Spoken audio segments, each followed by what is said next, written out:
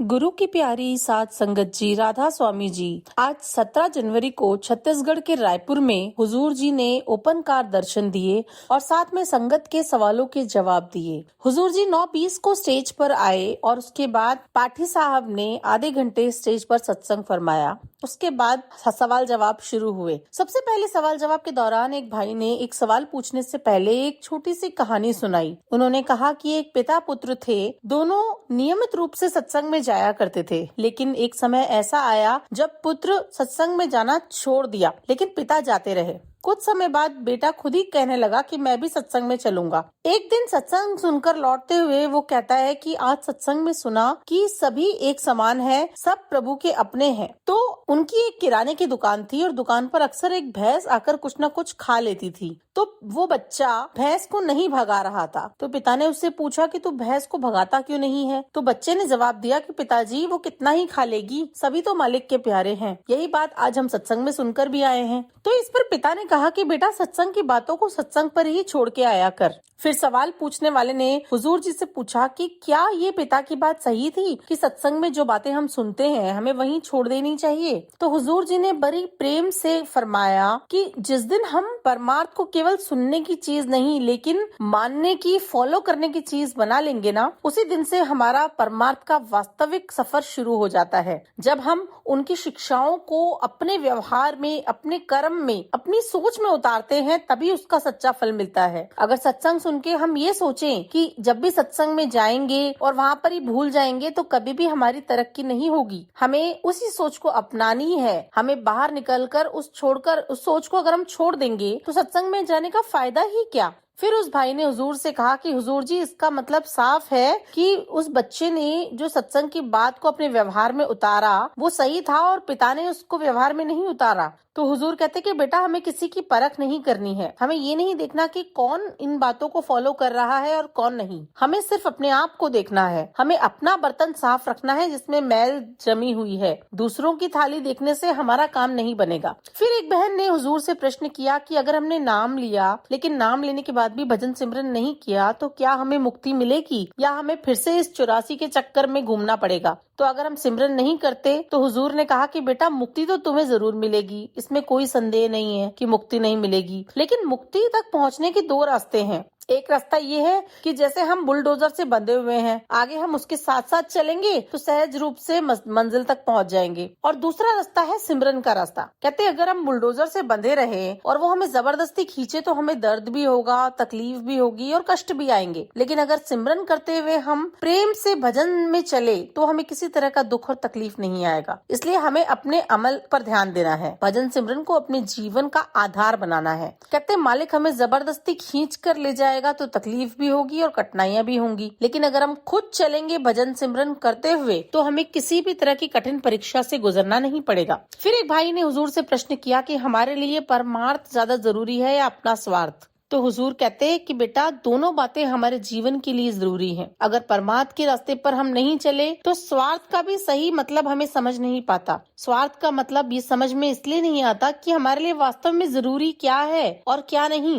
कहते हम परमार्थ के रास्ते पर चलना शुरू करते हैं तो धीरे धीरे हमारा स्वार्थ हमें अपने आप सही रास्ते पे ले आता है। हमें उसे अलग से साधने की जरूरत नहीं पड़ती, वो अपने आप संतुलित हो जाता है। इसके बाद फिर एक बहन ने हुजूर से प्रश्न किया कि हुजूर जी, मैं बहुत ज्यादा नकारात्मक हूँ, क्या मुझे अपने मन को नियंत्रित में रखना चाहिए कि मेरे अंदर जो नेगेटिव थॉट्स हैं वो ना आए? तो हुजूर ने बड़े सरल शब्दों में फरमाया, कहते बेटा, जब हम नकारात्मक सोचते हैं तो फिर अच्छी सोच क्यों नहीं सोच सकते? दोनों ही चीजें हमारे हाथ में है। कहते हम ही तो सोच को जन्म देते हैं, कोई बाहर से आकर तो हमारी सोच नहीं लेकर आता ना। हमें इस पर ध्यान लगाना है। तो ये ध्यान देना जरूरी है कि हम किस चीज पर ध्यान लगा रहे हैं, क्योंकि जिस डायरेक्शन में, जिस दिशा में हमारा ध्यान जाता है वही चीज बढ़ने लगती है। कहते बाबा जी एक बड़ा अच्छा उदाहरण देकर समझाया करते थे। कहते हुजूर ने कहा कि मान लो तुम्हारे सामने एक पानी का आधा ग्लास भरा हुआ है। अब एक सोच ये हो सकती है कि मेरा ग्लास तो आधा खाली है, इतने से पानी से क्या होगा, मेरे पास तो बहुत ही कम पानी बचा है। लेकिन अगर इसी बात को हम दूसरे तरीके से देखें तो वो ये भी बोल सकते हैं कि मेरे पास तो अभी भी आधा ग्लास बचा है, मैं इसी से काम चला सकता हूँ। तो हुजूर कहते हैं कि बात ग्लास की नहीं है, हमारे नजरिए की है। हमारा नजरिया ग्लास है, लेकिन लेकिन अब हम उस ग्लास को किस तरह से देखते हैं, हम उसको आधा भरा हुआ देखेंगे तो हमारे सुख का कारण बनेगा, लेकिन अगर हम उसे आधा खाली देखेंगे तो वही चीज हमारे दुख का कारण बन जाएगा।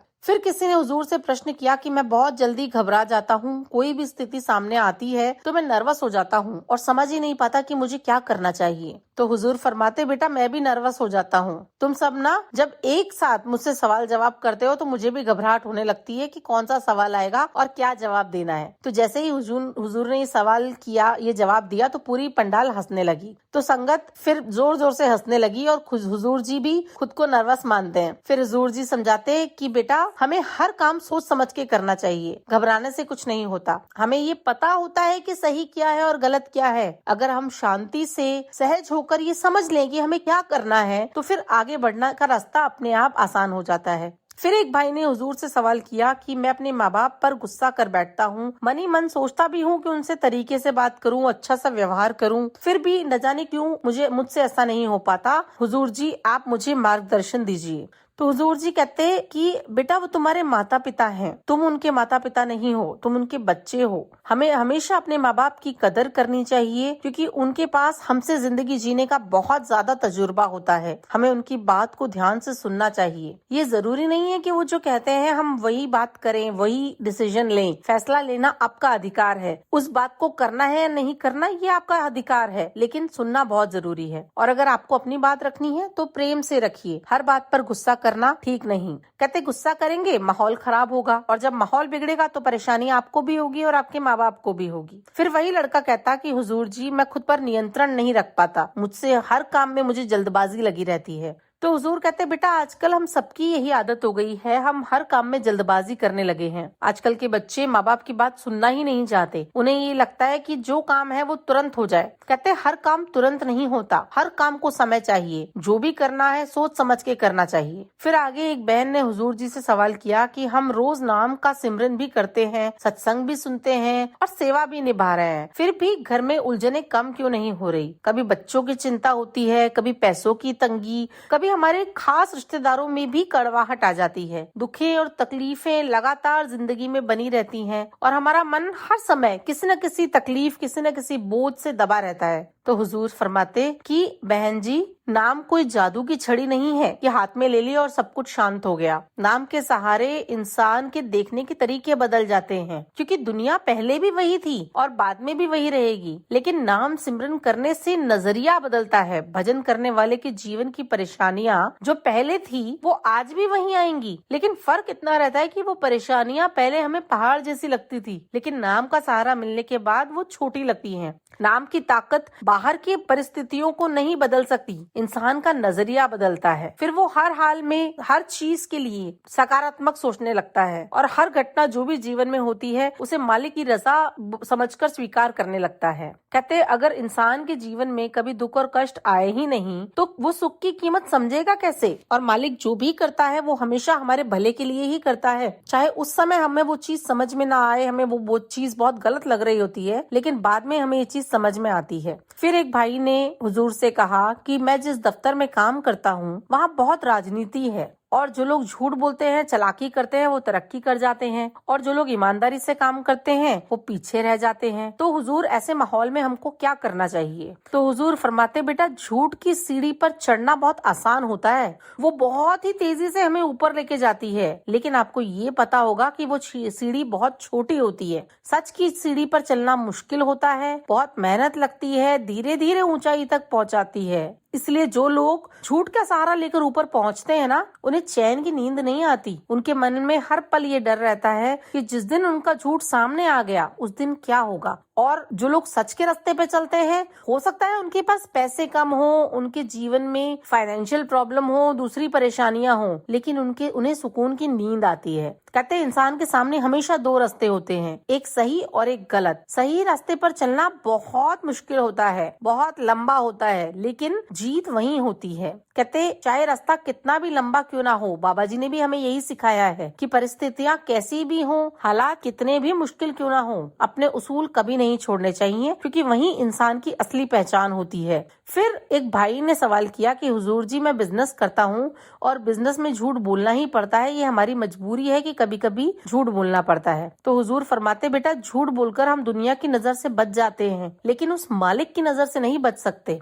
कल हमें जो हिसाब किताब देना है ना, वो उस मालिक को ही देना है। इसलिए कोशिश करना चाहिए कि हम सोच समझ के कदम बढ़ाएं, नहीं तो कर्मों का बोझ हमारा ही बढ़ता चला जाएगा। फिर एक बहन ने हुजूर से प्रश्न किया कि मैं रविवार को नियमित रूप से सत्संग जाती हूँ, लेकिन मेरे कुछ रिश्तेदार हैं जो मुझे ताने मारते हैं और कहते हैं कि रोज रोज सत्संग जाके क्या मिल जाएगा, इतना सत्संग सुनने से कौन सी तेरी दुनिया बदलने वाली है। तो हुजूर ने ये सुनकर हल्की सी मुस्कान के साथ कहा कि बेटा, सत्संग हम किसी और के लिए नहीं, अपने खुद के लिए जाते हैं, और हमारा उद्देश्य दुनिया को सुधारना नहीं है। दुनिया जैसी थी वैसी ही रहेगी, और सत्संग का असली काम बाहर की दुनिया को बदलना नहीं है, बल्कि हमारे अंदर के नजरिए को बदलना है। सत्संग हमें दुनिया को देखने का नया तरीका दिखाती है और हमारे मन को स्थिर करती है। फिर एक भाई ने हुजूर से कहा कि अगर सब कर्मों के हिसाब से ही होना है तो मेहनत क्यों करें। तो हुजूर फरमाते, बेटा कर्म किसको कहते हैं? कर्म का मतलब है कि जो काम हम कर रहे हैं उससे हमारे कर्म बन रहे हैं, और कर्मों से किस्मत बनती है। अगर हम कोई काम या कोई मेहनत ही नहीं करेंगे तो किस्मत कैसे बनेगी? इसलिए बिना मेहनत के संसार में कुछ नहीं मिलता, सबको काम करना ही पड़ता है। फिर एक बहन ने हुजूर से सवाल किया कि आज के समय में बच्चों को अच्छे संस्कार कैसे दिए जाएं, क्योंकि मोबाइल ने तो सब कुछ उलझा के रख दिया है। ये लोग खाना भी तभी खाते हैं जब इनके हाथ में मोबाइल होता है। तो हुजूर फरमाते कि बेटा, बच्चे हमारे कहे हुए शब्दों से कम और किए हुए कामों से ज्यादा सीखते हैं। हमारे घर का वातावरण हम जैसा बनाते हैं, बच्चे वैसे ही ढल जाते हैं। बच्चों को मोबाइल की लत अपने आप नहीं लगती, ये आदत हमने ही अनजाने में उन्हें सिखाई है। अगर हम खुद दिन भर मोबाइल में लगे रहेंगे तो बच्चे भी वही करेंगे। इसलिए बच्चों को हम बार बार ज्ञान देकर के सुधारने की कोशिश करें। इससे अच्छा ये है कि हम अपने व्यवहार को बदलें। कहते अगर हम घर में बैठकर किताब पढ़ेंगे तो बच्चे भी किताब की ओर आकर्षित होंगे। अगर हमारे जीवन में अनुशासन होगा तो बच्चे भी वही सीखेंगे। इसलिए पहले खुद को बदलना जरूरी है। जब हम बदलेंगे तो बच्चे अपने आप बदलने लगेंगे। तो संगत जी, ये कुछ सवाल जवाब थे जो हुजूर ने रायपुर में सुनाए। अगर आपको अच्छे लगे हो तो वीडियो को लाइक करके चैनल को सब्सक्राइब जरूर कर दीजिएगा, और अपने जान पहचान वालों तक ये वीडियो पहुंचा दीजिएगा, जिससे जो लोग घर पे बैठे हैं उन तक भी हुजूर के और बाबा जी के सवाल जवाब पहुंच सके। राधा स्वामी जी।